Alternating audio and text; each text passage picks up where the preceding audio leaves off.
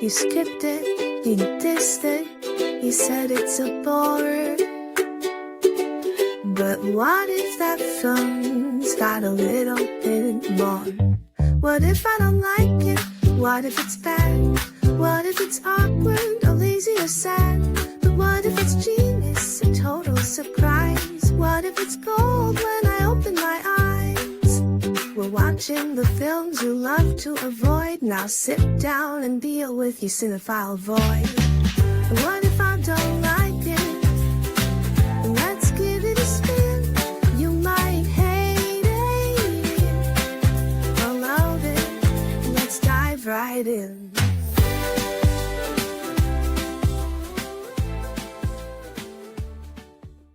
I think that Everything Everywhere All at Once is one of the clearest examples of a film where the exact thing that makes people call it a masterpiece is also the exact thing that makes other people absolutely hate it. And before I say anything else, I need to be very clear here. I absolutely adore this film. This is a 5 out of 5 for me, and honestly one of my favorite Best Picture winners in recent years. I think that it is bold, deeply emotional, visually inventive, completely ridiculous in the best way, and somehow able to hold absurd comedy, existential dread, and genuine sincerity all at once. That said, I completely understand why someone might not connect with it, because the exact thing that I love most about this movie is also the thing that may push some viewers away. This film is intentionally overwhelming. And I think one of the biggest misconceptions about Everything Everywhere All at Once is that it is random chaos, when in reality it is incredibly controlled. The Daniels had a difficult filmmaking problem to solve here. How do you tell a story about infinite realities without completely alienating your audience? The solution? Slowly acclimate us through madness rather than throwing us into total sensory overload immediately. The film starts grounded in domestic realism. We're in a laundromat. We're dealing with taxes, family stress, disappointment, cultural expectations, emotional distance. Then the film gradually escalates. Bureaucracy becomes absurdity, absurdity becomes science fiction becomes action, and before you know it, you're emotionally invested in rocks with googly eyes having an existential conversation. The movie essentially boils us like frogs, introducing increasingly strange ideas slowly enough that we somehow keep following along. And what makes that escalation work is the way that the film uses cinematic language to orient us. Rather than over-explaining every universe, the Daniels distinguish them through genre, cinematography, color palette, costume, performance style, and visual texture. We instinctively understand where we are because each world feels fundamentally different. The film trusts us to understand visual storytelling. It shows rather than tells, and because of that, the continuity somehow holds despite how chaotic everything feels. And that continuity really shouldn't work. The movie is juggling multiversal logic, tonal whiplash, absurd comedy, action choreography, and deeply emotional family drama all at once. Yet it still feels coherent because the chaos was built into the structure from the beginning. The editing is intense but intentional. Because this movie wasn't found in post-production, it was shot for editing. And the Daniels reportedly spent about a year refining the cut, constantly calibrating how far they could push the audience without emotionally losing them. Because underneath all of that maximalism, this is still fundamentally a family drama. Every universe keeps circling back to regret, unrealized potential, identity, generational tension, and the question of whether your life could have been something different. The science fiction isn't distracting from those ideas, it's amplifying them. The multiverse becomes a metaphor for grief and disappointment and possibility. And I think whether this film works for you probably comes down to whether that emotional core lands. If Evelyn's story resonates, the chaos feels purposeful. If it doesn't, I can completely understand why this movie might feel exhausting. Because it asks a lot of its audience. If you prefer a more traditional narrative structure or tonal consistency, or even just a film that gives you more room to emotionally breathe between your visuals, I understand why this might not work for you. Everything Everywhere All at Once asks you to surrender to its weirdness and let go of preconceived ideas about what a movie should feel or look like. For me, though, that's exactly why I love it. Underneath all of the absurdity, the hot dog fingers, the kung fu fights, the googly eyes, and the existential chaos is a deeply sincere belief that kindness and connection matters even in a world that feels chaotic and meaningless. This movie should feel nihilistic, but instead it feels strangely hopeful. And there's something genuinely moving to be about how foolishly earnest it is in our society today to tell a story like this. So yes, it is an absolute 5 out of 5 for me, but if you watched it and thought, that was a lot, I get it. Whether this movie sweeps you away or overwhelms you is probably the answer to whether or not you can actually enjoy Everything Everywhere All at Once. Welcome to the episode. I am very, very excited to have this be May and have it be Asian Heritage Month and to have one of my favorite movies on and to get to talk about it with someone who no one on this podcast has really gotten to meet yet. Someone really amazing. I've talked about them obliquely. We've got Josh. Josh, welcome. How are you? Thanks for having me. I'm really excited to talk to you today. For people who don't know, you do a lot of different things, but I've talked about you in a couple different episodes with regards to running Scared Productions and the Easthampton Film Festival. Those are the circles that how we know each other and why I went on your podcast earlier to talk about the Easthampton Film Festival as well. Yeah, no, I mean, what Chris does and all the other folks that have to do with that event, we don't have a lot of things like that in the area. So the fact that he puts as much effort and time as he does, and this year was the 5th year running, he went bigger, he went better. There were more locations, there were more films than ever before. So whenever I get a chance to support anything like that, I want to just jump on it and be a part of it.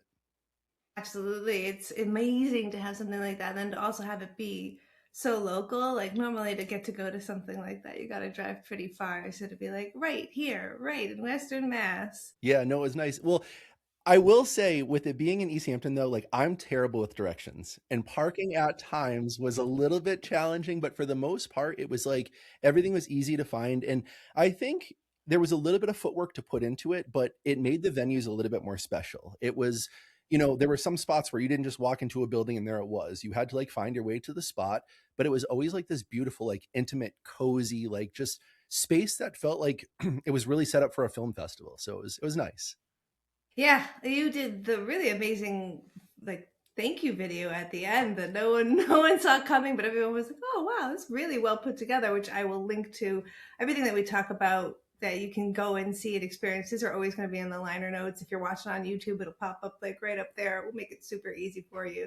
No, I appreciate that. So that was what I was calling like my love letter to the Easthampton Film Festival and to Chris Ferry, because I knew when I went down to shoot that, I wanted to do something special. Again, this was 5 years for him and all the folks involved. And I think it is something special for this area. So I wanted to show it off in the way that I kind of get to see it. And I've had years where I've entered and I got to be a part of it and I got to see the magic. I've got to go up on stage and have a panel and talk back to the crowd. And I was up on stage with Wally and I got to talk to him and stuff. And yeah, so it was super cool. And I just wanted to kind of show my vision from the inside. And again, I wanted to make it in like a thank you love letter. So the people that saw it, like, yeah, it's a little emotional. Yeah, it's a little cheesy, but like every word that I said, I meant. I mean, like you've been part of production before, like, what goes into it. And it's like, I think you have to be a little bit insane to want to put the time and effort and what it takes into doing what we do, especially for like the payback that we get. And in the past with these festivals, you get a few pictures, which is great. I'm not knocking that at all. But like,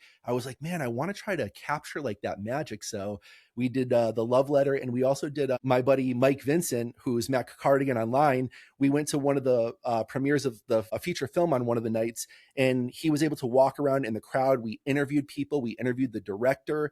We got to hear a lot about the community, a lot about the project. So we did a few fun projects, and I'm still sitting on, I don't know, like probably close to like 700 or 800 gigabytes still of footage that I haven't even like done anything with and gone through. I've got all the talkbacks from all the stuff we were at in their entirety and all that stuff. So that's wonderful. That's kind of funny. When we start doing these intro conversations, there's always these hints that start to pick to the movie that we're about to talk about. And when you say like love letter to this weird, wacky, beautiful, I'm like, that's kind of like the movie we're going to talk about.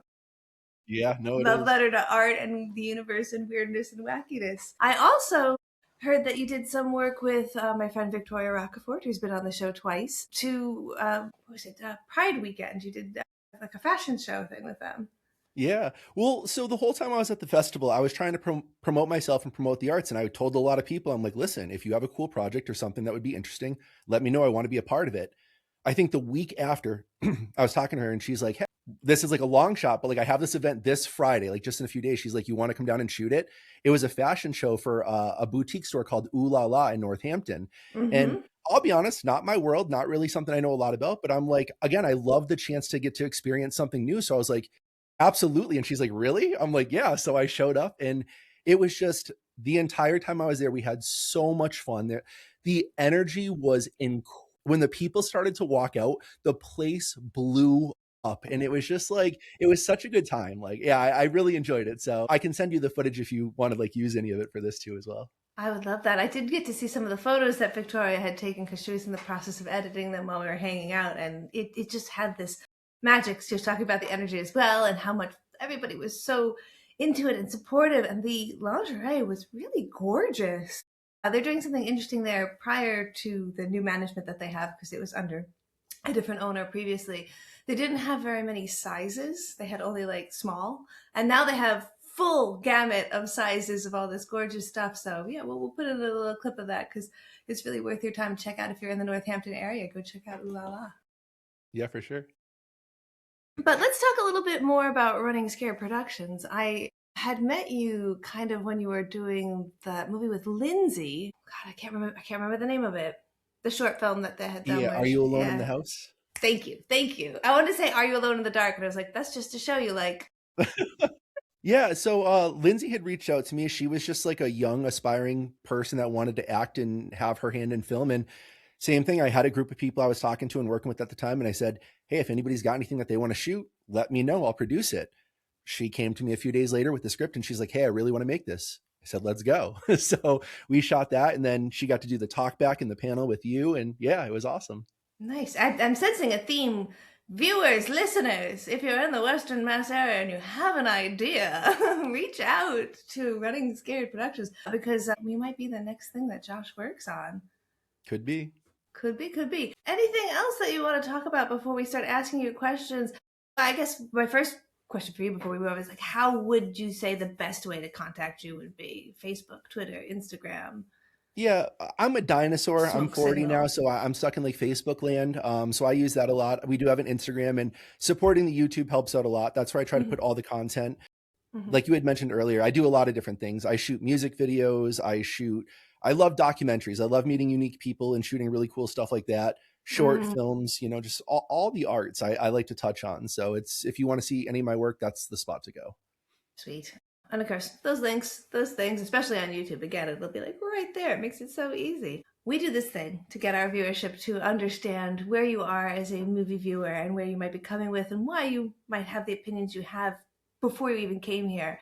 We ask the same 3 questions. So let's launch into that right now. Our very first question is always, what is the first movie you can remember seeing in a movie theater? And I always caveat that with not the first one they told you saw, the first one you can remember. That's a tough one, but I think if I had to pick one, I would say I remember being really excited and I wanted to see the Spice Girls movie when I was a little kid. And I remember, I know, and I remember that because I got made fun of really, really hard for it. But that's like the first movie, if I honestly can like remember. And of course, I walk in and I seen like girls from my school there, and I was like, I'm never gonna live this down. But like, I don't know. Again, like any art that I've appreciated, I feel like forever. Like I've just liked and I've wanted to be a part of an experience. So I try to not care about that stuff. But back then, being a kid growing up, it was hard. But oh yeah, I got clowned on for it. Oh my God, that would have made you like 1,000 times more popular in my high school. That would have been like, see, Josh gives 0 fucks. That is confidence incarnate. If he likes it, he just likes it. Like, whoa. I had a friend who was so into that movie. Yeah, you would have dated my friend Lori in a heartbeat. She'd just been like, finally. She wouldn't have thought she'd date me though, because I was seeing the Spice Girls movie, and all there.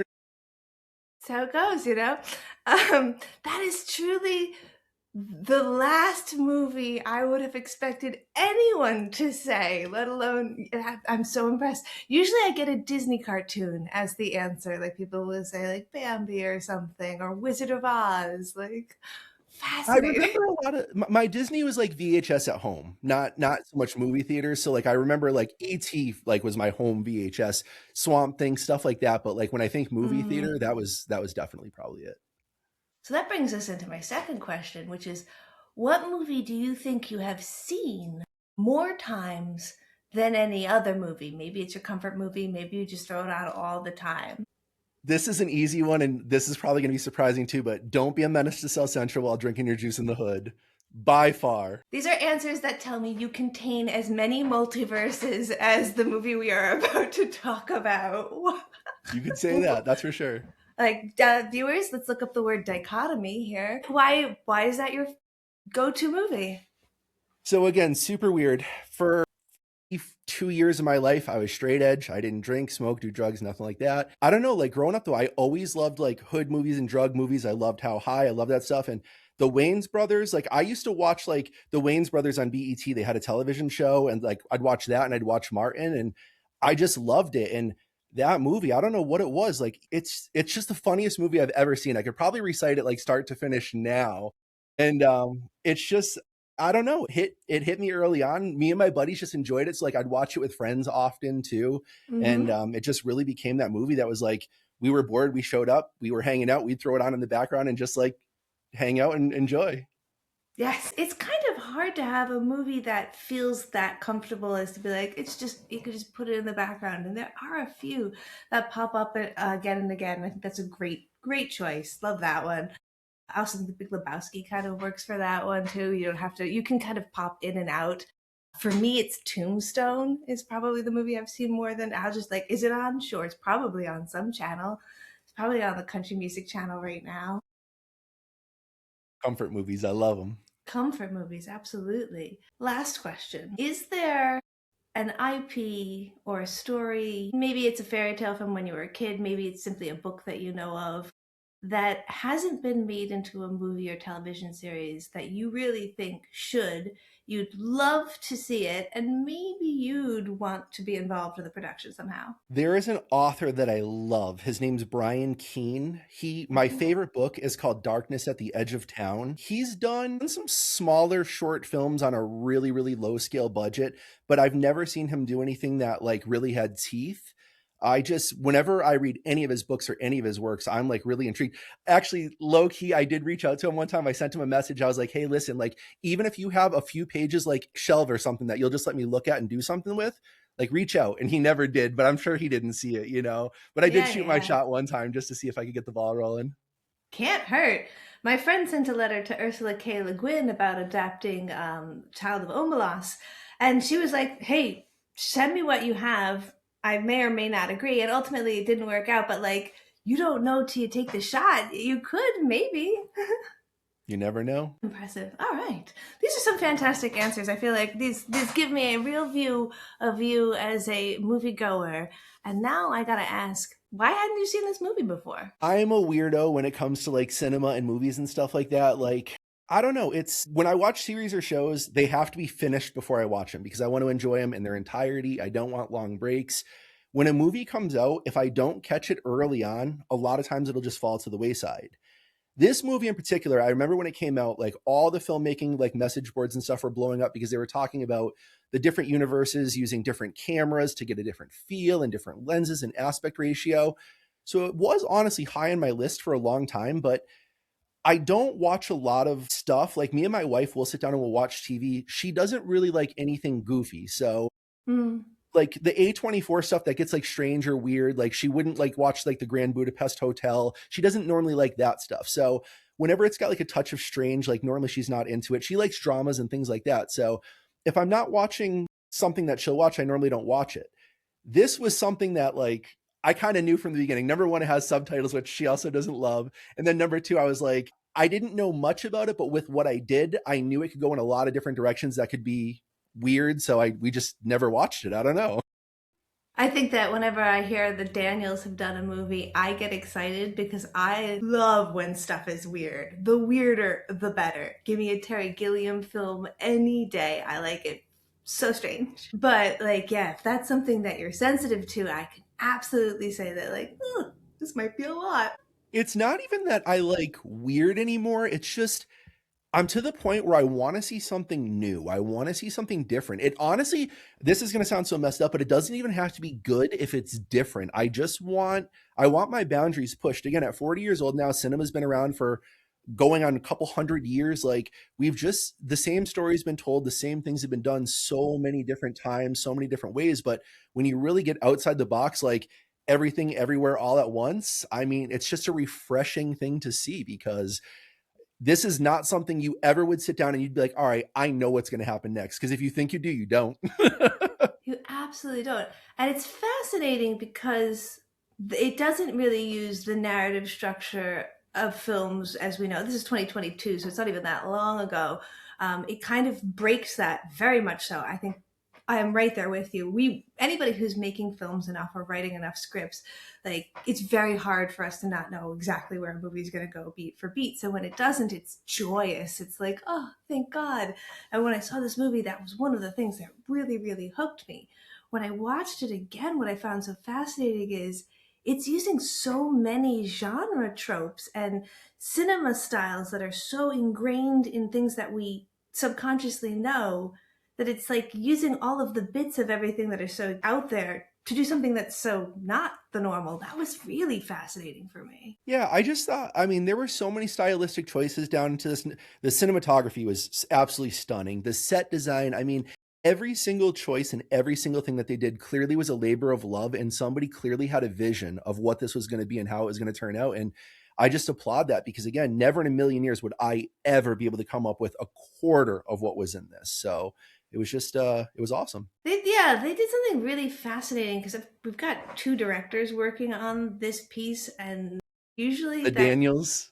the Daniels, and they're, two friends. But even when you have a director, two directors, maybe one's the DP, they really do work very well in tandem. And so much of this was like both highly orchestrated and absolute fucking chaos, because they would write and record stuff that they didn't even wind up using because they're like, I don't know, but they would storyboard it like crazy.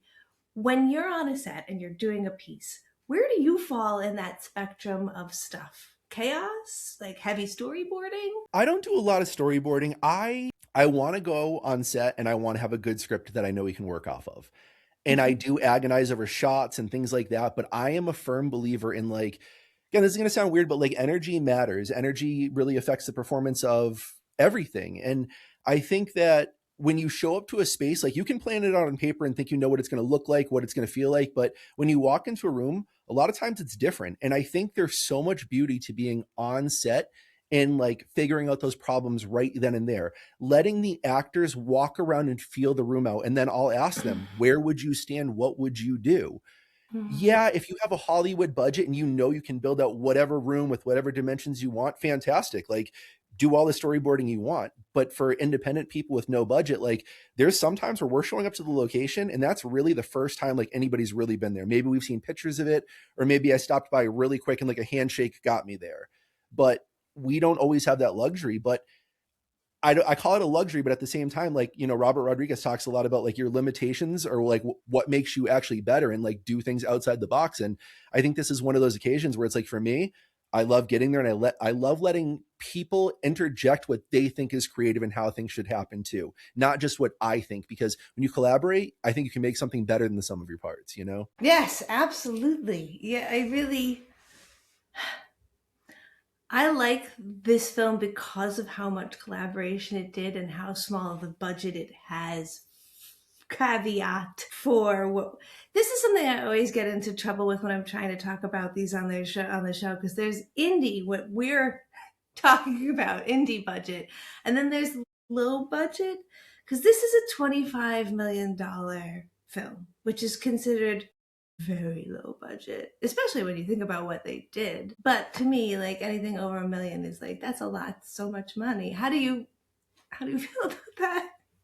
The most I've ever shot a short film for has been under like $500, because it's favors and handshakes. So like the thought of any money at all, I mean, it's kind of wild. But I mean, so for 25 million though, I think they pulled back 140 million on this movie, because I mean, it really is something special. And I think, I remember I read an interview somewhere with Spielberg, and he was talking about Jaws, and like that shark caused nothing but problems. But he talked about how like some of the best scenes in the movie spawned, and they never would have happened if things would have went smooth. They were really forced to work outside their box.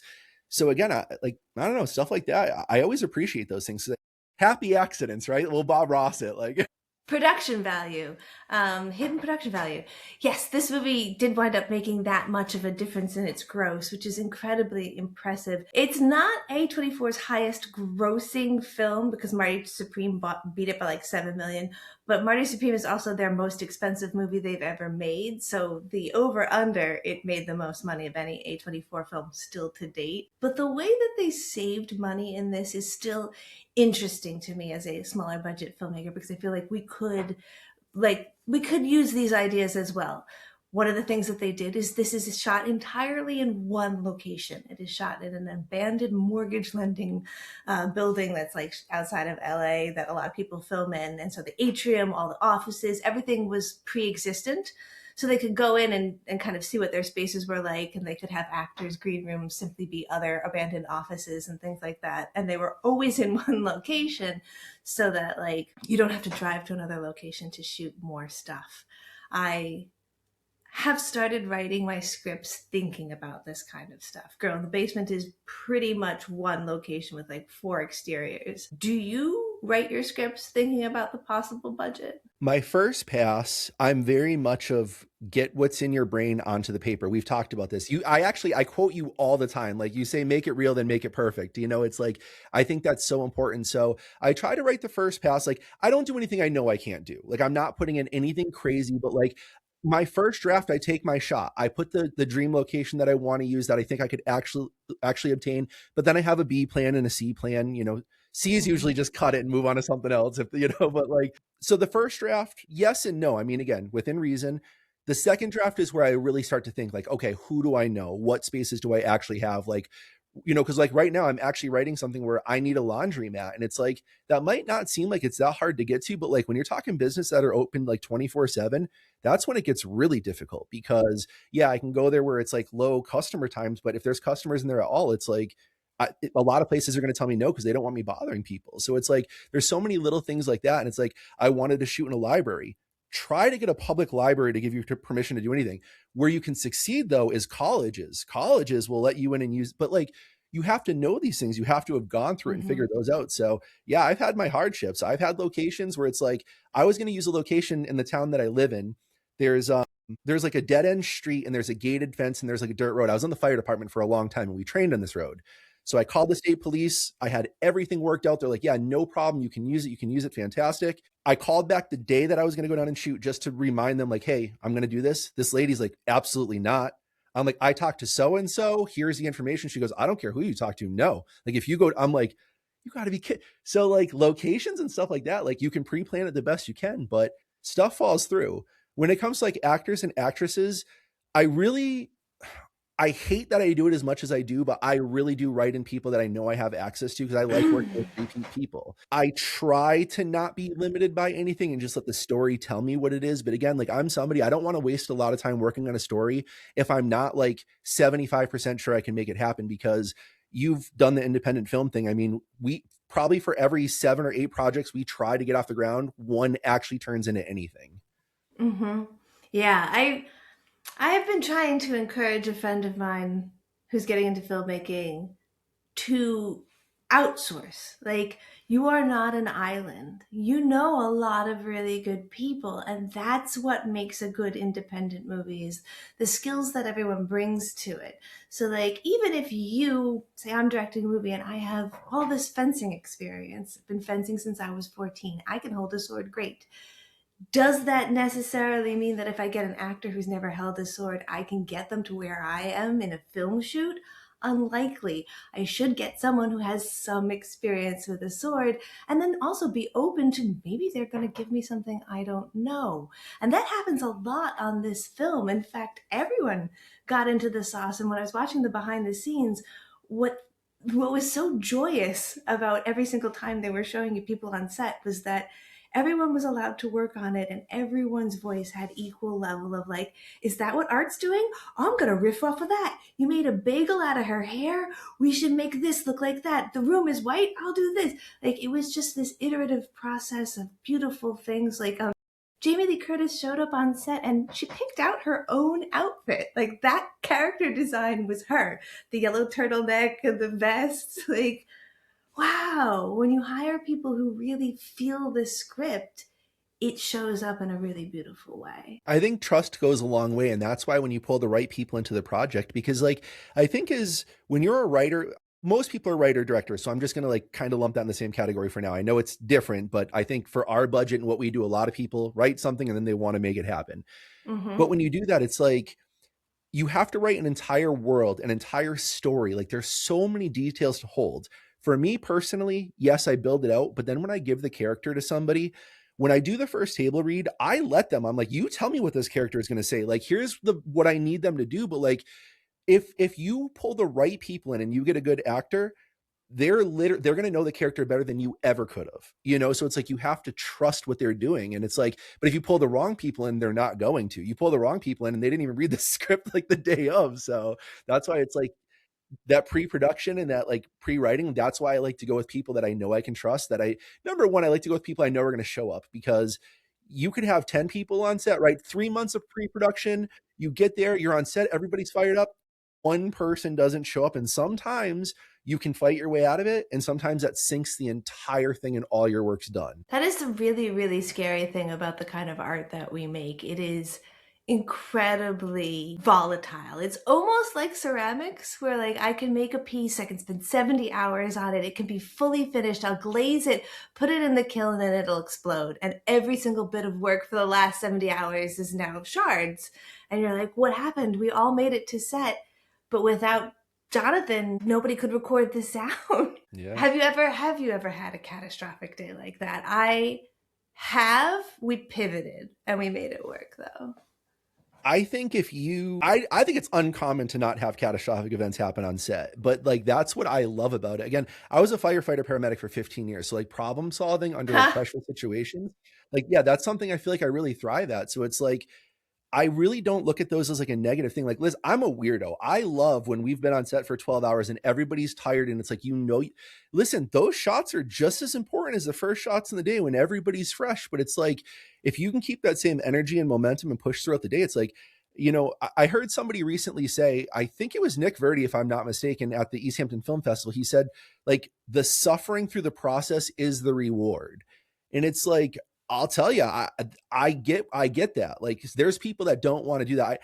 I keep saying this lately, but there's a lot of henny pennies, right? Like, they want to eat the bread, but they don't want to help make it. They want all the credit. They want their names at the end of things, but it's like, they don't want to be on set 4, 5, 6 consecutive weekends in a row for 10, 12 hours a day and doing what it takes. And like you said, you want to talk about something volatile? Like, you can lose friendships, you can lose relationships, like, businesses could end up not, like, so much could go wrong, right? Like, all this stuff, all this time and effort. And honestly, the upside for 95% of us is 300 to 500 views on YouTube if you do pull it off.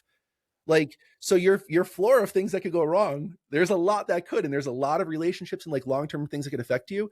And your high end is like, it's the views. So when people think about it, they're like, well, why would you do that? What I stress and what people don't see, it's because none of that matters. It's the long nights on set when you're with the people that care about the projects just as much as you do, that are putting in the efforts and still coming up with the creative idea on the 14th or 15th hour on set. Like, that's why we do this. And that's what makes it worth it. It truly feels like I would do it anyway. I get that. Yeah, it is a bad feedback loop. It is not a good dopamine reward. I'm still doing it though. So it's pathological. Like, I can't stop. It's something about it is incredibly compelling. Building these worlds and letting them go. Oh my God. Yeah, actually, this is so ridiculous. Somebody sent me one of those like quotes on top of a picture thing today, and I usually don't engage with them, but this one got me. It said, whether you succeed or not is irrelevant. There's no such thing. Making your unknown world known is the important thing. And as a writer, I felt that. That's Georgia O'Keeffe, by the way.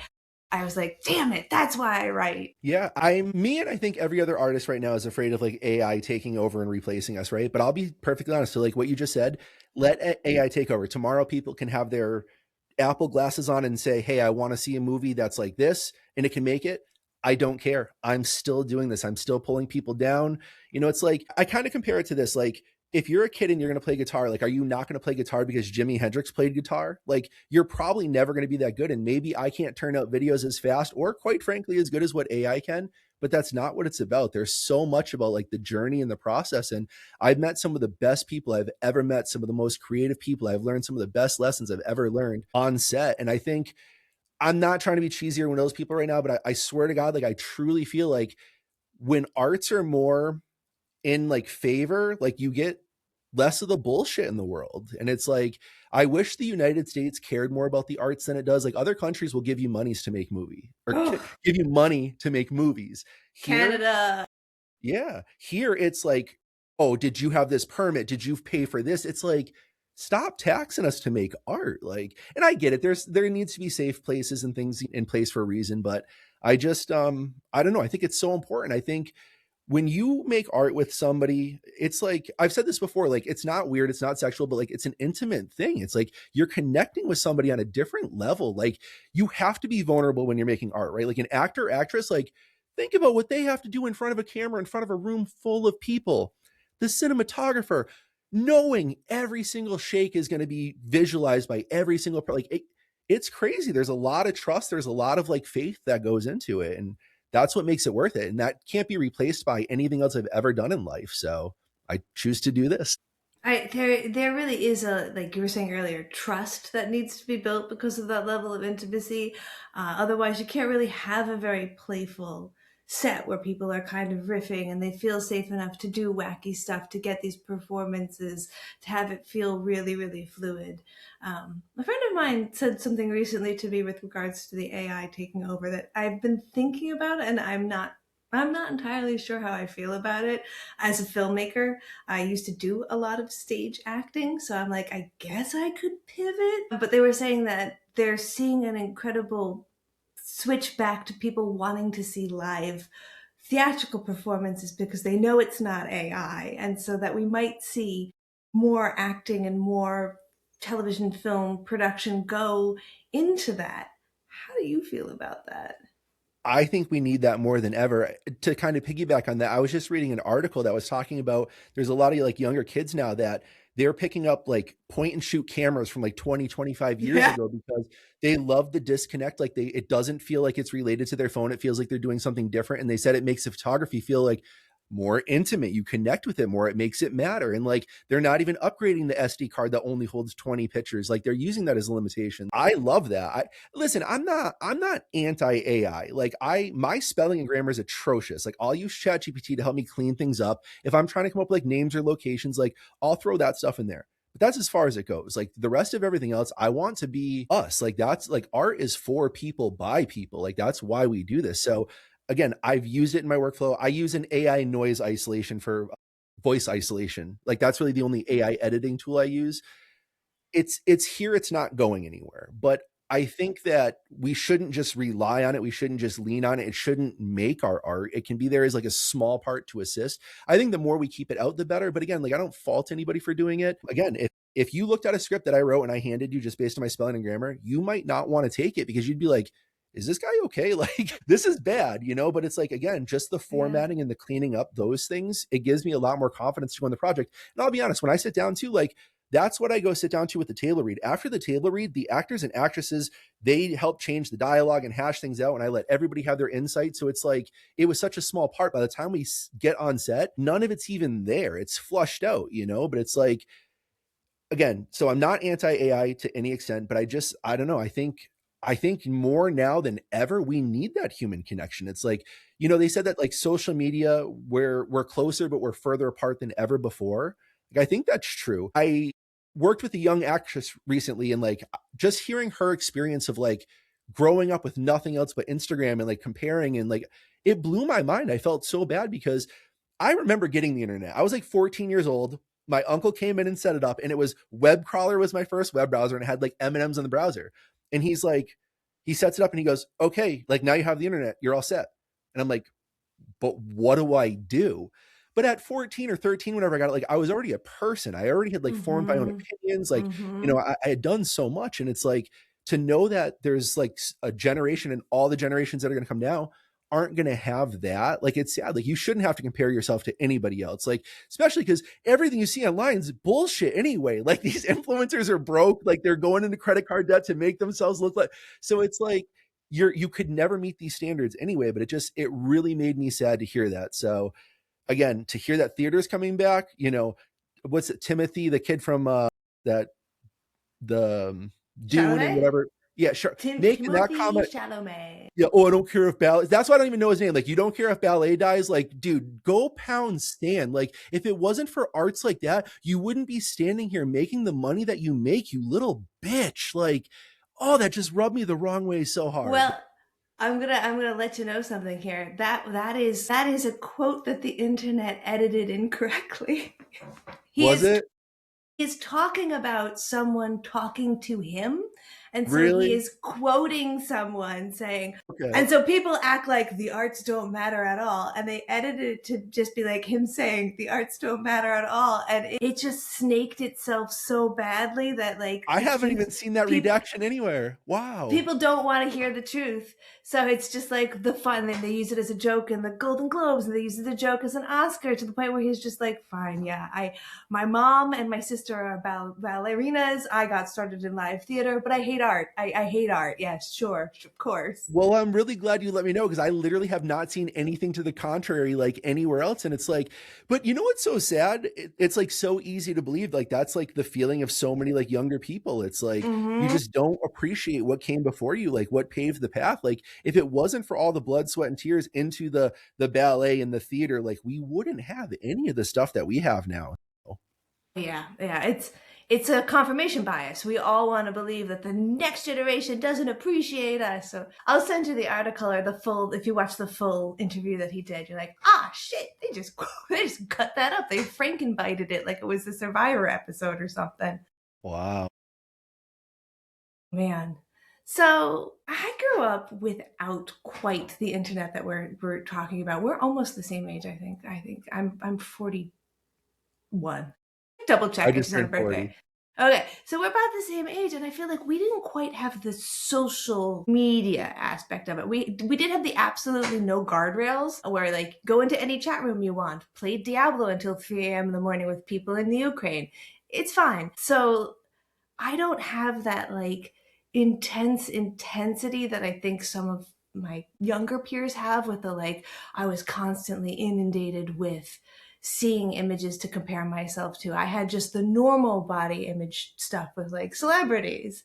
But to see people who are just like me and be like, oh, it's not because they're rich and they're famous, it's because you suck. Everyone can be this happy. It's just you who aren't that happy. It starts to feed into the like core hopeless nihilism that this film kind of deals with. Our main character, our youngest character, which is kind of why I feel like it's our youngest character, is dealing with this like, everything is too accessible, everything is too available. I can both fail and do everything at any point, and I kind of just don't know why to even exist in a world like this, where it often feels like I just wind up walking directly into a wall. Everything goes really badly. And I was so surprised by how many people related to that, like hopeful hopelessness. How did that aspect of the film come at you? I mean, that's obviously like, to me, why it resonated so hard. I think that the thing that anybody that watches this film, everybody's felt like they've been in despair and hopeless. And like, I think especially me, again, I mentioned being on the fire department and like working in the ambulance all those years. Like, I've seen a lot of people at the end of their lives, and like, I got really into stoicism, and like, I think about it a lot. Like, why do we never stop and like talk? I'm going to sound like a stoner right now, right? But like, why do we never stop and talk about the fact that like, how crazy is it that we all agree that we're on a rock flying through space at however many thousands of miles? Like, the things that we agree on as like normal are just absolutely outrageous to begin with, right? So like, that's what I loved about this movie. It leaned into the absurd. Like, nothing that happened in this movie, as crazy as it got, is any crazier than like the normal level of understanding that we have for like where we're at. And I think like the movie kind of touching on that, like, you know, the whole point being the nihilism is like, it doesn't matter what you do. Like that's a theme that comes up a couple times. Like nothing matters, but kindness does, right? Like if nothing matters, kindness does. So something matters. And it's like, I don't know. I feel like I can get behind that. I watched a YouTube video not too long ago where this guy was basically talking like, look, if you want to get ahead, like you can't care about other people's emotions. You need to be cutthroat. You need to do this. And it's like, listen, everything this person said, absolutely right. But I don't want to live in that world. Like that's not how I want to be. Like I don't want like, yeah, I would rather get taken advantage of at times or have people look at me as like weaker because I'm open and I'm welcoming. Like we need that. Like we can't just have everything one way and cut and dry. And like this movie really like it hits on like it, you know, when you see like Joy's perspective in certain things, like there's lines where you're like, man, like that makes sense. I get it. Like everything is crazy. It's hopeless. Like what's the point? But what the movie touches on, and especially the ending, I think it makes you understand why and what's important and how special everything really is, you know?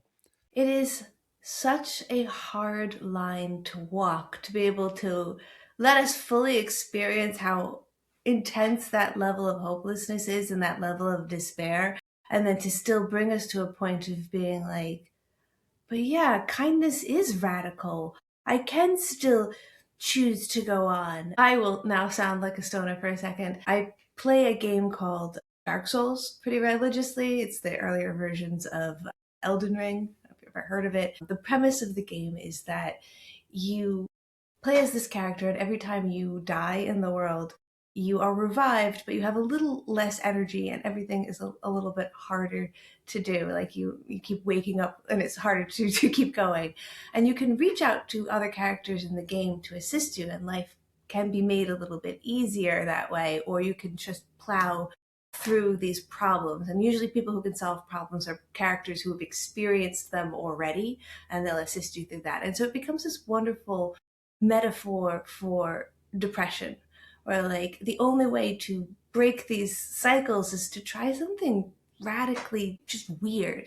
And sometimes it's kindness, and sometimes it's just something you've never thought of doing before. But if you find yourself in these depressive ruts, you have to try something different. And I love that that becomes a mechanic in this world, in this movie, where like in order for Evelyn to jump, she has to do something totally strange. Someone has to eat a chapstick or put their finger up someone's nose. It's something about that I find an interesting movie mechanic to get from scene to scene.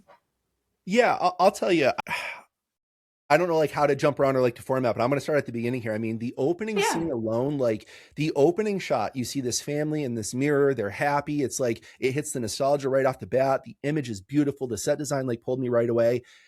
The mirror kind of flips, and then we see like Evelyn sitting at her desk. We get the slow push in, and it's like she's surrounded by taxes and like bills, which like everybody can relate to right now. I feel like nobody feels like they're ahead or things are going great. You know, we get to see kind of her normal and stuff. And, you know, it's like, again, like that's what they touched on. I think making a good piece of art, it needs to be relatable. Everybody needs to kind of understand. We've all felt overwhelmed, especially I think in today's day and age. It's easy to feel overwhelmed. There's a lot going on. And it's like, what I loved is they started to shape the movie like right off the bat. Like you got the feeling like Evelyn wasn't a bad person. Like she was clearly the way that she was for a reason. Like right off the bat, her husband's like basically says like, oh, I'd offer you help, but like I know that's like pointless. And it's like somebody that's like that, like normally they're not like that because they just like woke up and they're like, hey, I want to be a jerk and shut everybody out of my life. They're normally like that because they've gone through things that have caused them to harden and be like that.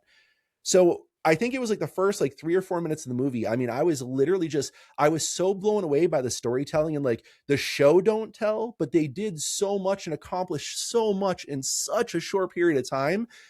The acting was incredible. The cinematography, like right off the bat, was just like that. Like, I've mentioned the set design, the score. I mean, it was all like, it was just masterful. Like the first few minutes, and that's kind of what pulled me in, you know. And then it gets into like, we get to see her in like her normal a little bit and stuff. And they broke it into sections. Obviously it's kind of like 3 act. The last act is like very, very short and stuff, but I just thought, I don't know, every ounce of it, they kept it so human. They kept it so relatable. So obviously we're not in Evelyn's crazy situation, but to some extent, every choice that they made, like I felt like in one way or another, I could understand where she was coming from or why she did those things. And, you know, you touched on something earlier kind of about like community and us coming together and stuff like that. It's like, I think that something that's really important is like, you know, Evelyn's like in this movie particularly, like, right, she's strong, she's confident, she has family in the support, but she's not using it. It's like she won't let them in, you know. And it's like when you see somebody get to that point, like you already know, like, wow, they're in kind of a hard situation, and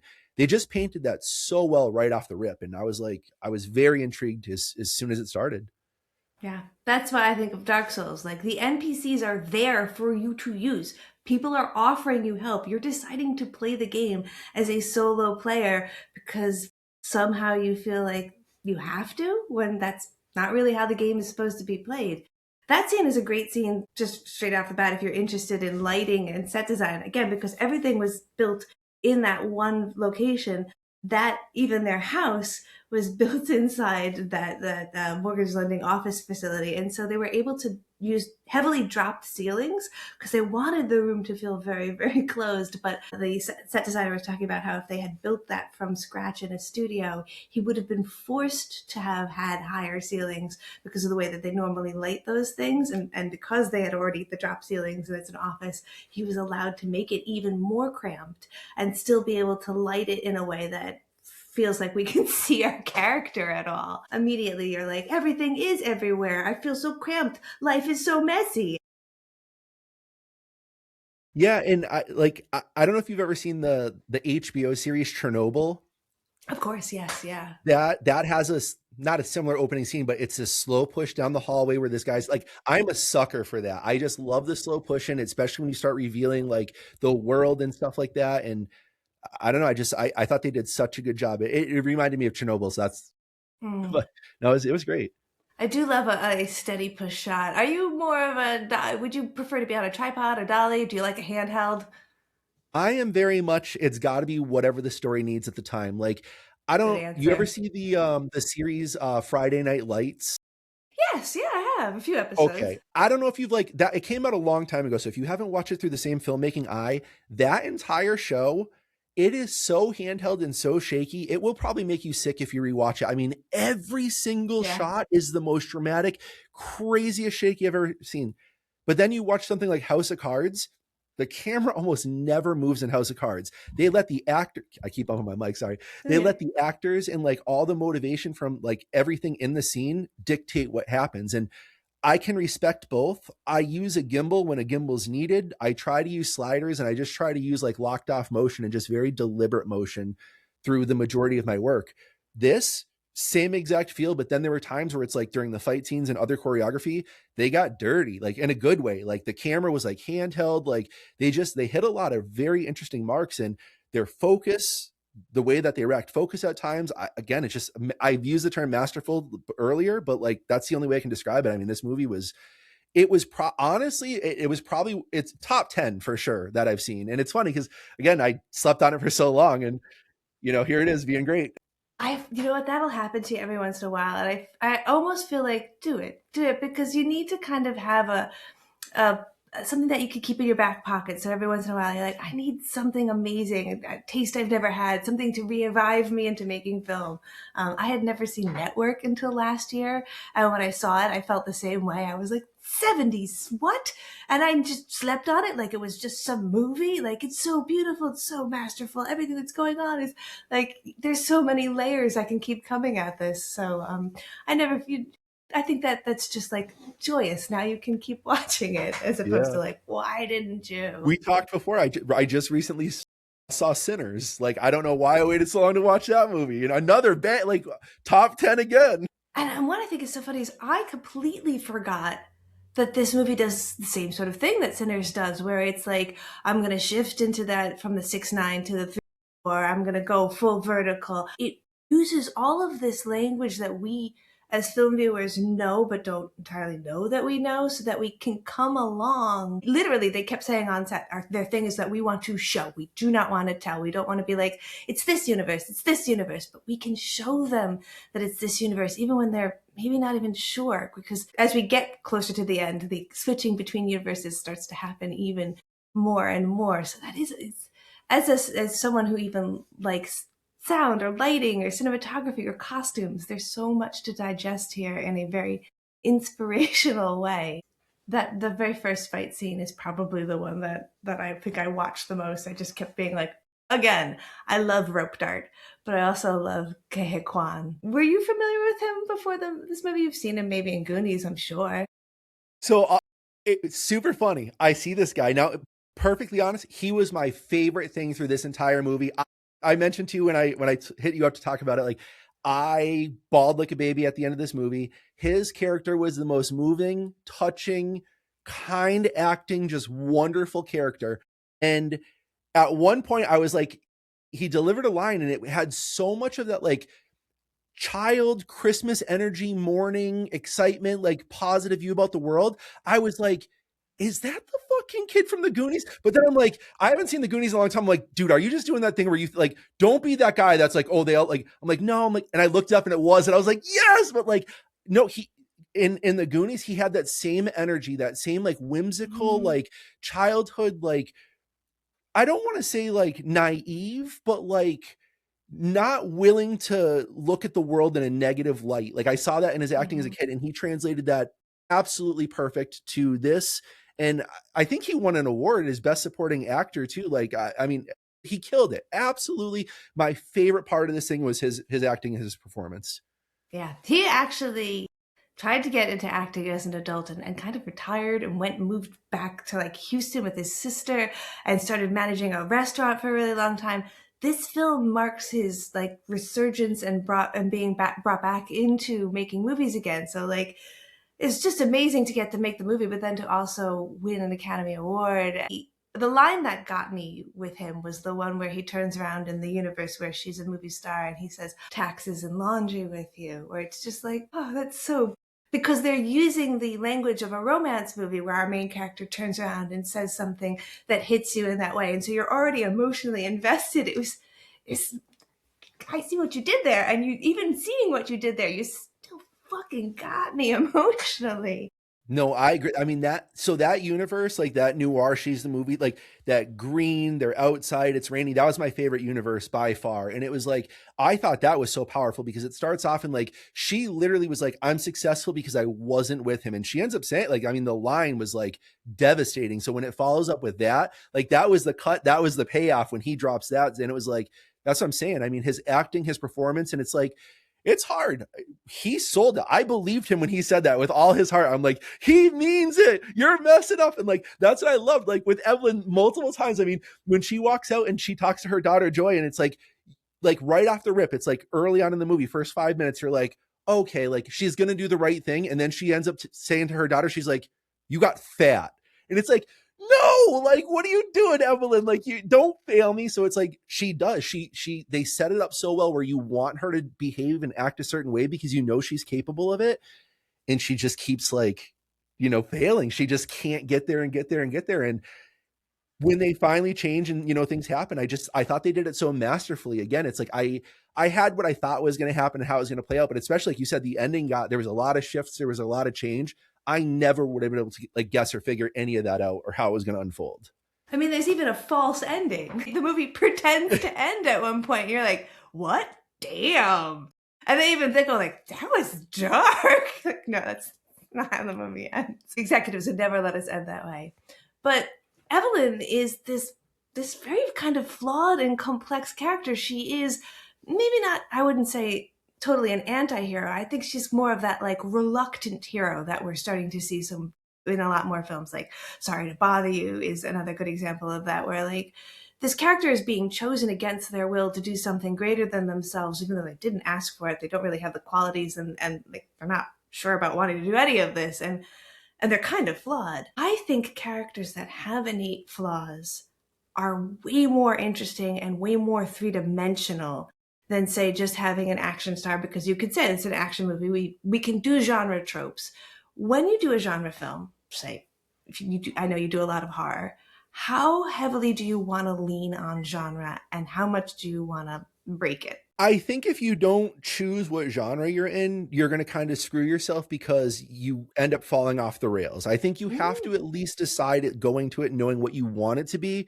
But again, I'm very liberal when I start writing. Like I let the story tell me what it is. I don't ever want to confine it or put it in a box. Like I'll get ideas, I'll get scenes, or I'll get something that sparks it. But when I sit down and I let my fingers start going, like I'm learning the story as it's coming. And it's like, again, not trying to sound like, oh, I'm anything. I'm not a great writer at all. Like I don't write anything that anybody would look at and be like, wow, like that's great. But like my process is, again, like I think you have to get it on the page. You have time to smash it out. And it's like, I start with my core concept and idea and I want to stay to it. So if it's a horror, I want to keep things in that element. But I think being willing to mix genres now is especially important, right? Like how often do you go and you just see a horror now? How often do you go and you just see a thriller?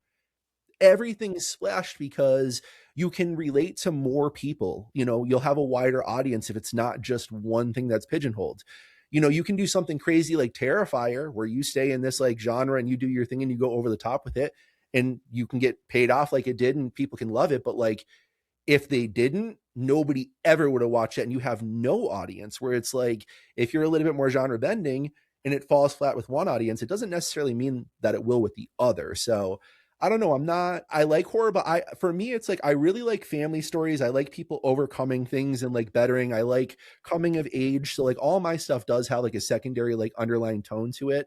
Or I should say all the stuff that I'm getting ready to do when I'm writing, because recently I've put a lot of work into the writing process and I'm getting much, much better at like story, breakdown, structure, following the rules, and like really making sure that everything is purposeful. My first 10, 12 years at this, like I focus so much on the technical aspects, cinematography and ISO and f-stop and color correction and sound design and EQ. Now I have to take a step back and be like, okay, I can make something look good and sound okay. But like, to be honest, I'm not like knocking myself when I say this, but like I've never told a good story. I've had sequences of events, but like now when I like my next shorts that I'm going to come out with, like they're going to be motivated, everything from start to finish. And I wasn't capable of that early on because I was focused on so much else. And you had touched on earlier, when you bring the people in that do those things well and you can start taking things off your plate, that's when you can really succeed. But it's hard because I'm stuck in this spot now where it's like, again, being a firefighter for all those years, like all these guys are mowing lawns and doing all this stuff. I didn't want to do that. So I invested all my time, my overtime, my money into buying camera gear. I own multiple cameras, lighting, audio setups, all this stuff. But I'm at a spot now where it's like, I don't have money or a budget to like rent location. Like I'm just like, anything's out of my pocket. If I shoot a short film, that straight up comes out of my pocket. A weekend, you're talking $200 just in food. And that's not even, you're not even giving anybody gas money to do that. You try to be nice and do that stuff. Like easily, it could be $500 just to shoot something. Just to print a script out for 5 people on set to each have their own script. Like people don't think about where like it gets really expensive quite fast. Yeah. Everybody got a little water bottle. Like even if we go with the Kirkland ones from Costco, that's it adds up very, very quickly. I know you asked me about genre and somehow we got to finances and stuff. So I apologize I went off the rails there, but No, I think one of the questions I get asked probably the most when I talk to people who are like wanting to write is how do you build 3-dimensional characters? And I think it's an interesting question. I don't think that there's a 100% answer. I do think that the genre you're working in matters. If you're just writing a quickie horror story, it doesn't necessarily matter why your character decided to go into that room. It's a better story if you could tell me, but sometimes you don't have to. So I understand the difficulty.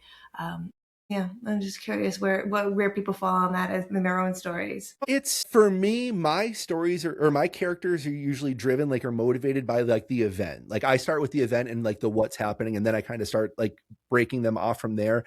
I'm not a good enough writer where I can like pick a character and like come up with great flaws and like really break them down to that level. Like one of the things I've seen within the last few years that I thought was amazing, they're not doing any more seasons of it, but it's called, I don't know if it's The Sinner or just Sinner. I believe it was on Netflix.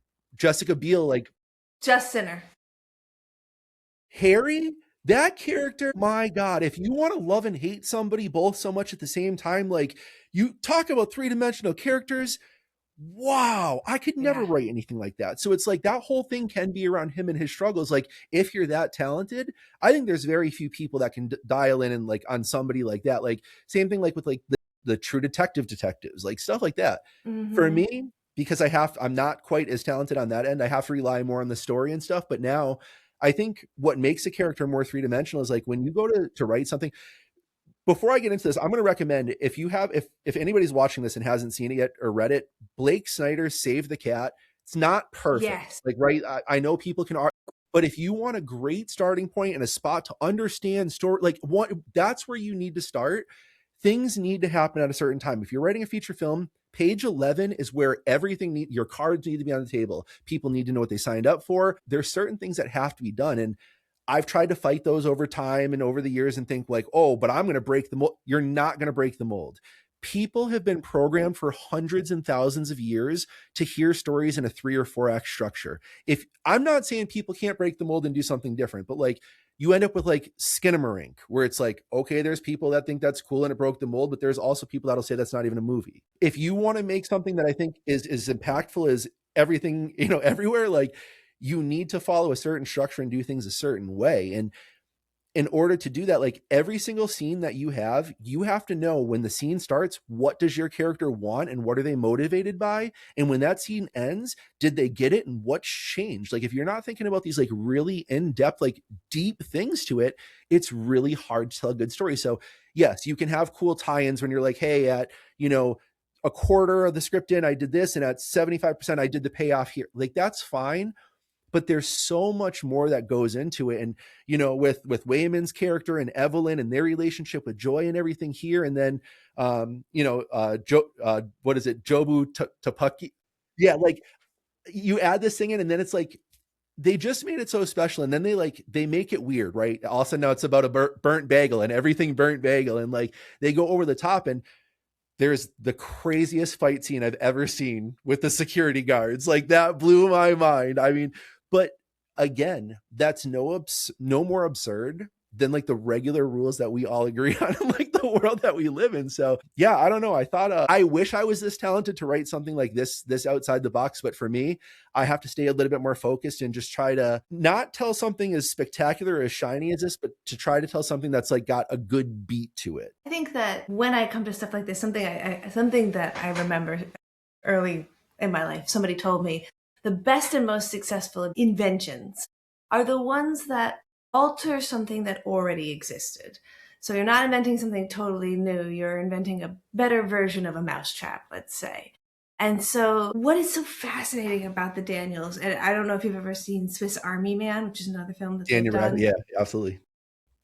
Can't suggest it enough. It is so bizarre, is that they are breaking what we believe to be narrative choices, and they really are. They're going all over the place, but they're doing it in such a deliberate and structured way as to keep the audience with them, because they could lose us. That is one of the biggest risks of doing this kind of film, particularly a multiverse film. God knows the person I sat next to while I was watching Inception could not stop asking me questions, and I was like, it's not that crazy, but okay. So I love how they are able to do that. They kind of take what we know and they break off of that. If you want to change stories, you can't just throw the whole thing out. You do need to start somewhere. And I agree, Save the Cat is a great starting place. You have to know what you're choosing not to choose if you want to break the mold. You can't just be like, I want to be different. That's how you get chaotic, weird shit that people do not like. When you know the rules and you understand them at a very high level, that's when you can break them, because you can understand where it's okay and how and why you're breaking them. Don't be like, hey, I'm making my first thing and I don't care about what came before me. This is, again, one of those things like the path has been paved. Like you don't have to do all the hard work and figure it out. There's a roadmap. People will like your stuff better if you follow the roadmap.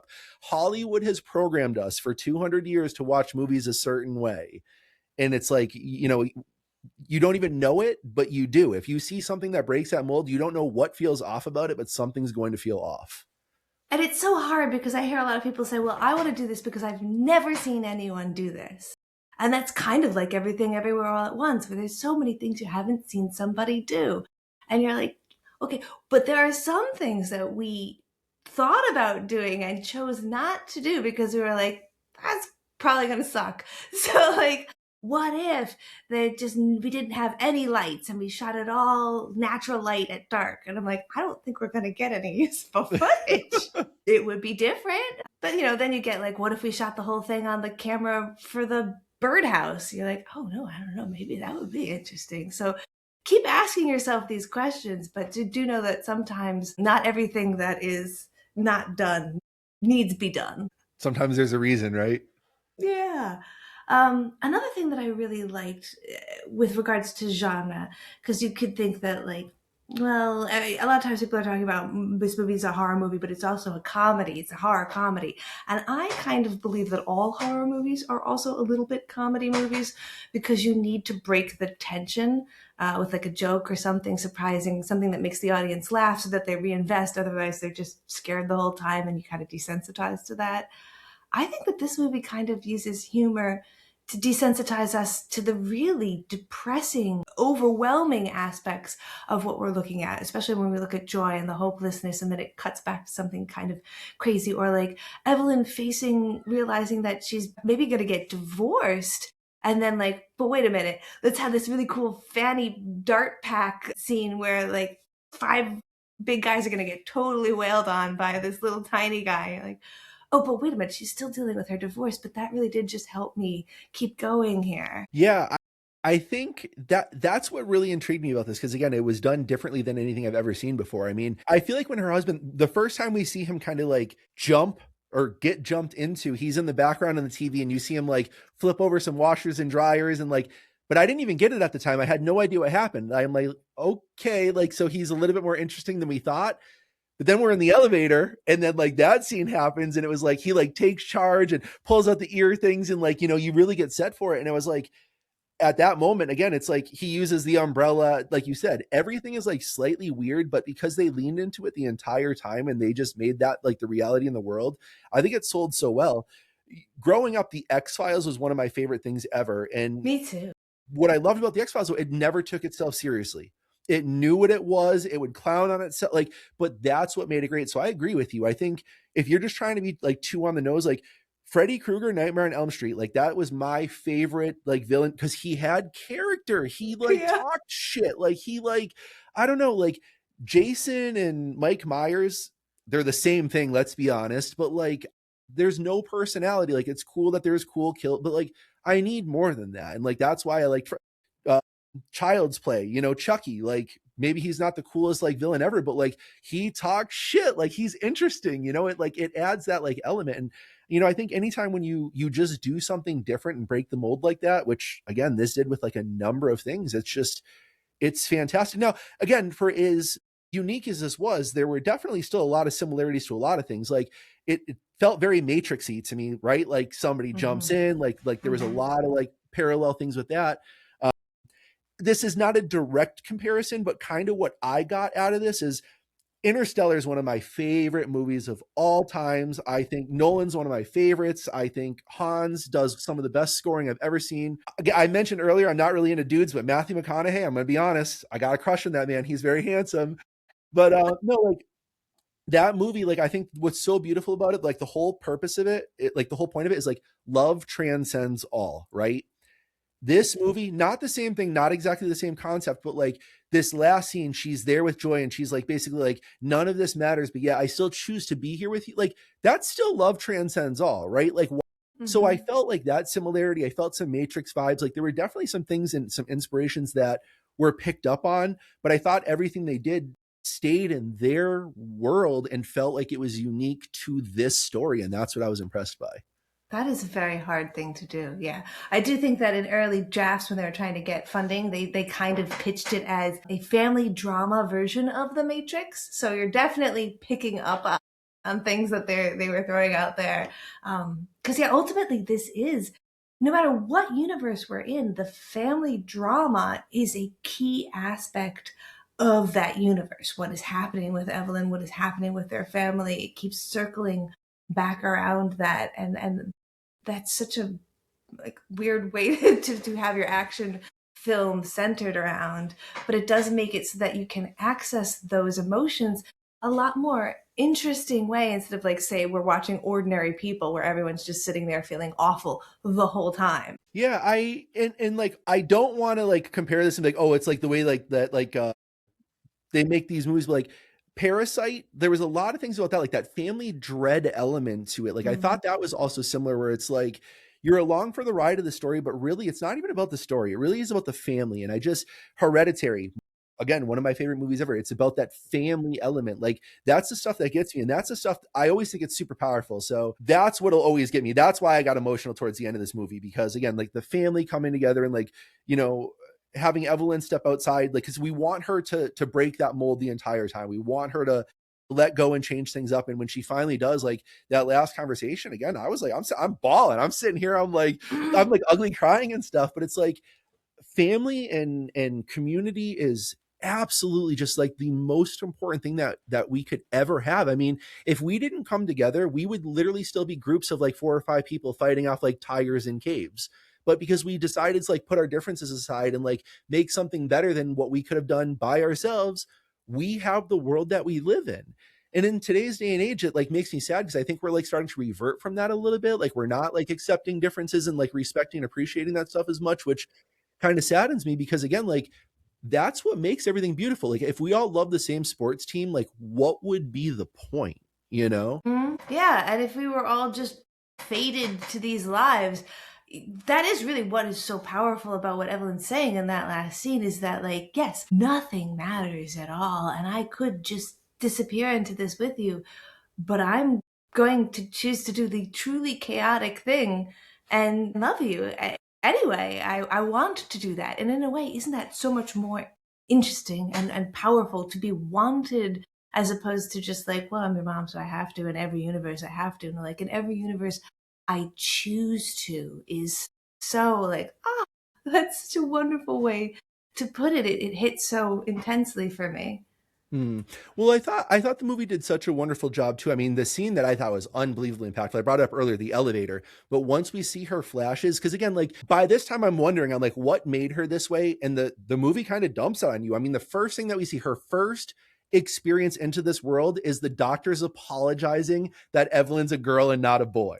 Right? Like, so I mean, you want to talk about doomed from the beginning, like it hits us with that. And then like you get to see the struggle and you get to see why she fell in love with her husband and why things worked out. But then you see what she sacrificed and gave up. I mean, basically gave up her family. And, you know, it was like, that's what really got me hooked in what was powerful, because family and a community, again, like the point I was like getting to last time was like, that is the most important thing. Like, I'm not trying to get cheesy here, but I'm gonna share a story with you. Like, I was a brand new EMT, and I don't even remember what we went to the call for, but I remember this lady literally took this 8-year-old child by the arm and she handed him over and she goes, "Here, I don't want him anymore."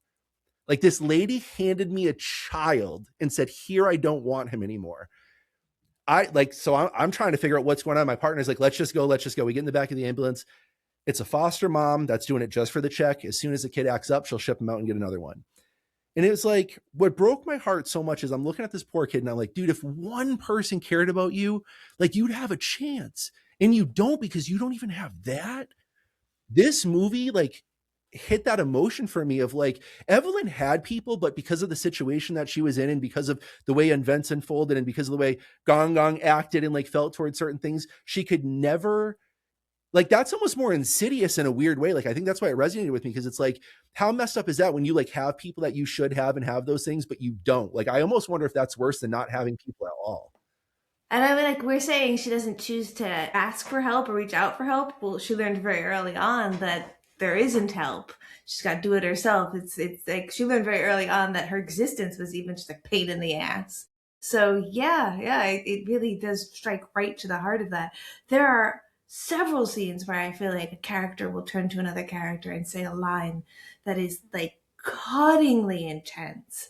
The one where they're in the office, and again, it's Kay's character, and he turns to Evelyn, and he says that like, you're the one that we're looking for because you're so uniquely skilled.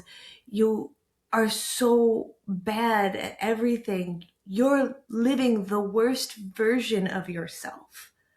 And you're like, God, in a multiverse, in an infinite multiverse, you can't just fucking say that to me. That's the point I was just gonna make. Like the severity of that in the multiverse, when you realize how many every decision you make branches in, when you're the bottom of the barrel, like you're the worst out of every She's one all of you, the like, fails. She's every branch that failed. There has to be that. That's just, yeah, but again, that was her life from the beginning. Like, I'm sorry, it's a girl. Like, I mean, that's great writing though. I mean, you really like, you felt her like despair and her just like hopelessness. Which is very funny because this script was originally written for Jackie Chan, and the Evelyn character was male. The main character was supposed to be the husband, and Michelle Yeoh was supposed to play the wife. And so they literally just gender flipped the characters because Jackie Chan wasn't available. But he did say, like, you should just have Michelle play the main character because she's fucking amazing. And so then they changed the script. And so they were able to add in those kinds of things. But originally it was supposed to be written reversed. I didn't know that. You hit me up and I was working in Pennsylvania last week. So I was like, oh, great. I'll have plenty of time. Well, instead they tacked on double the work that I was supposed to do while I was down there. So literally I watched the movie like earlier today. So I didn't get a chance to like watch the behind the scenes and all that stuff yet. But yeah, I was sitting in this chair earlier. I was just like bawling my eyes out at the ending of that. I thought it was so powerful. I thought it was so well done. I thought it had so much heart. It had so much story. And again, it's like, if you want to watch something different that's going to surprise you, watch this. I mean, it's just, yeah, it's a little bit different. It's a little bit weird. I mean, they mix hand-drawn animation into this at times. It touched pretty much everything you could imagine, but I thought it did such a good job of like American History X. I don't know if you've ever seen that movie. Yes, it's old. yeah, definitely That seen movie that one. does such an amazing job of making your emotions and your feelings change throughout the movie about how you feel about situations going on. This, I feel like, did the same exact thing, right? Like, I don't know, it was just rooted in so many like old school like fundamental beliefs that were held by different generations that like shine through. And it, like, I thought it did a good job of like bridging the gap of like how people think now and how times have changed and how it's weird to navigate that at times. And I thought every decision that they made was just cinematically gorgeous. And again, the acting, every one of the characters not only was acted phenomenally, but like the characters had so much character. Like, they were all developed. Even like the guards, we only see a couple of the guards like very short periods of time. But when that dude runs over with no pants on and cannonballs up, it's like these characters, there's so much character in the characters. It was a very intimate stunt group and just everything.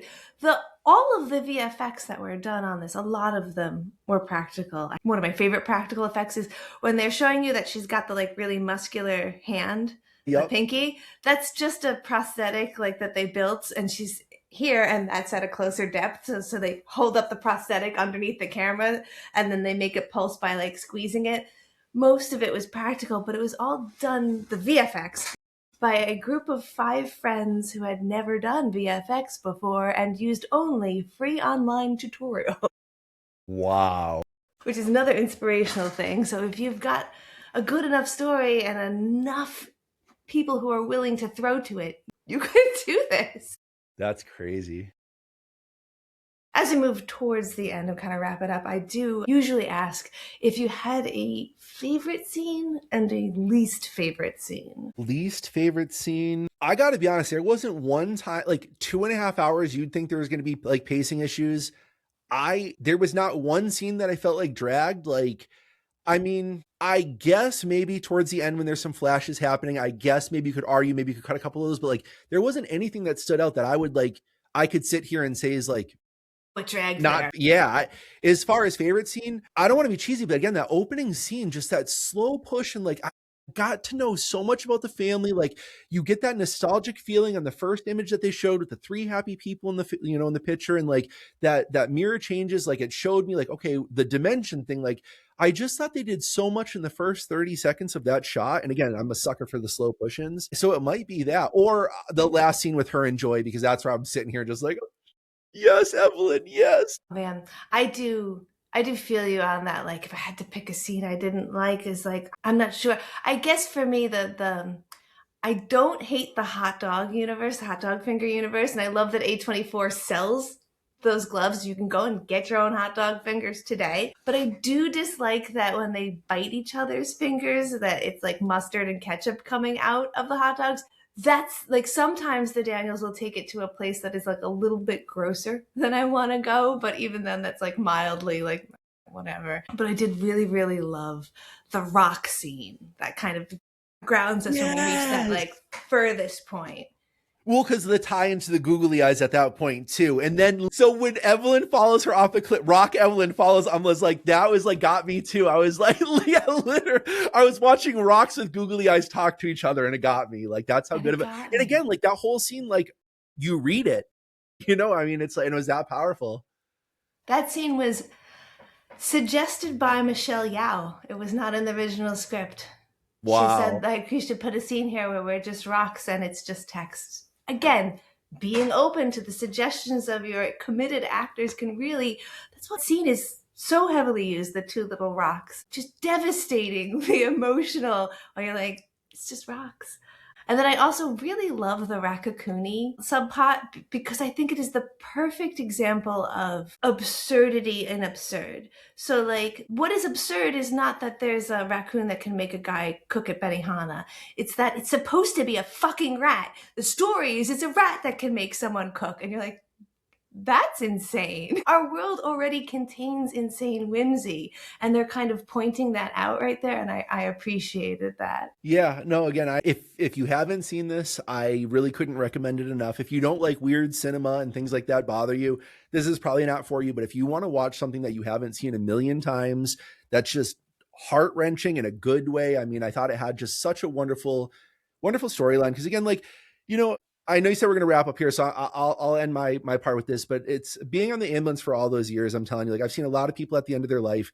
Nobody ever one time tried to tell me about the boat that they bought or the house that they lived in. It was always about community. It was about being in bands with people. It was about making art and cinema and all those things. So I just want to encourage anybody. I think this movie did such a good job of doing it. Like, listen, we live in a crazy situation at a base level. The fact that we're all here, we have consciousness, we all have to be on this like rock together.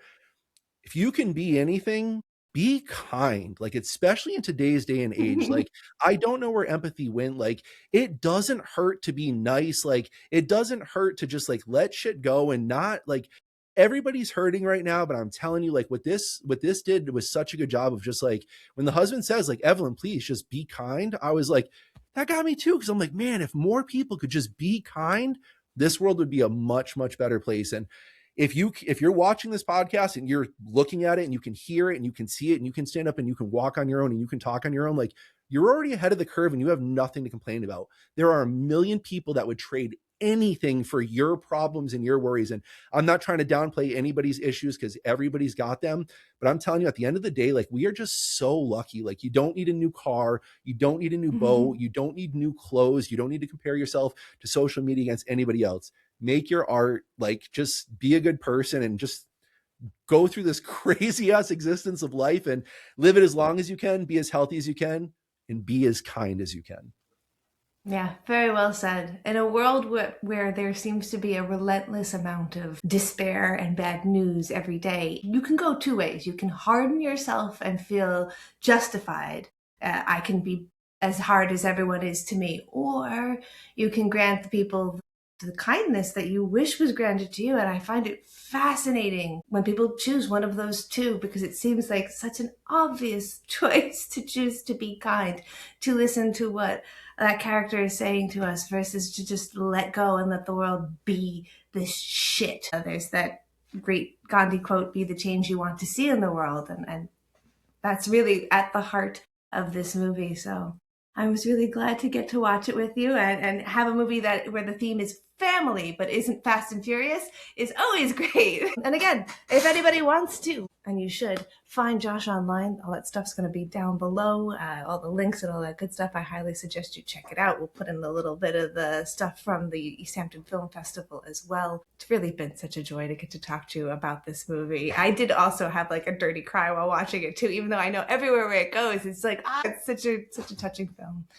I'd watch this again in a couple of years. It'll be one of those movies like on a rainy day on the couch. I can't wait to already throw it on and like go through and like watch it that second time. Because again, knowing things come like there's people that they'll read the last page of a book because it's like you get a different experience out of it. So I think when you watch something a second time, like you said, you knew what was going to happen, but especially if it can affect you a second time when you know what's going to happen, that's when you know it's a good piece of art. Yeah. And I've had people say that they've been hesitant to watch this film because it has a very intense mother-daughter relationship and that that might be too triggering for them. Hear and understand that, and obviously everyone needs to be their own judge as to what they can and cannot handle, but I do want to put a heavy emphasis on the fact that it really does feel like it brings you full circle through the emotion and leaves you in a very joyous place. Even though you'll be crying, you kind of feel very hopeful about it, which is, again, hard to do. Yeah, again, not to dive back into the movie, but I thought, people that have negative feelings, negative thoughts about certain things, you're not wrong, right? Two things can be right at the same time, but the Stoics talk a lot about, right? It's not what happens, it's how we choose to look at it, and it's how we choose to react.